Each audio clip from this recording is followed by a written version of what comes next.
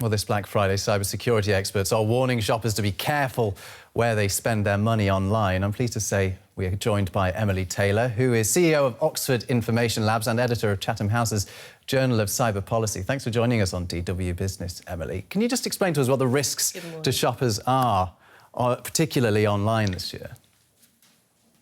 Well, Black Friday is a great time to find bargains online as well as offline, but it's also a busy time for criminals and scammers. So it is best to keep aware. And the common techniques that we're seeing at the moment, Europol is warning of a rise in so-called delivery fraud, and that can take two sort of showings. It can either be criminals just offering the service, taking payment, never delivering. That's a kind of simple, obvious version. But the more subtle version is you get a text message that seems to be from the delivery company, and they're either asking for a top-up payment or you to click on a link, and that itself is a scam to steal your credentials or take your money.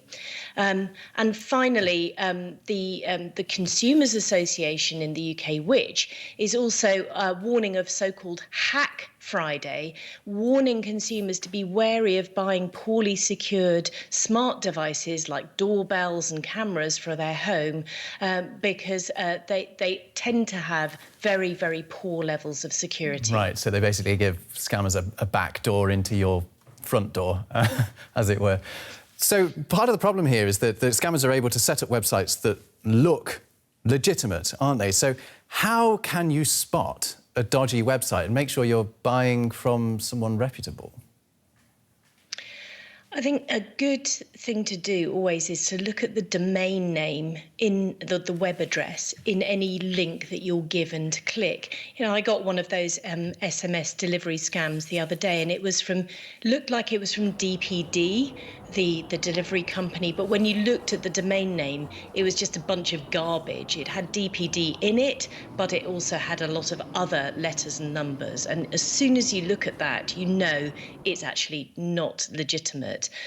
Also, you know, just common sense things. Banks don't normally ask you to enter your full password or give it over the phone.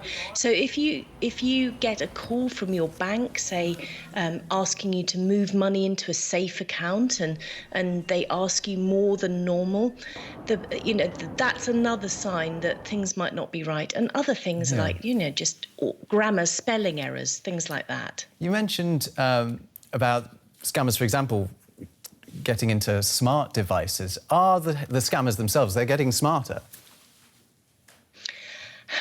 Unfortunately, the scammers don't need to be that smart because at the moment the general levels of cybersecurity are not as good as they should be, and also because they're not really relying on particularly clever technology. These are old style contracts.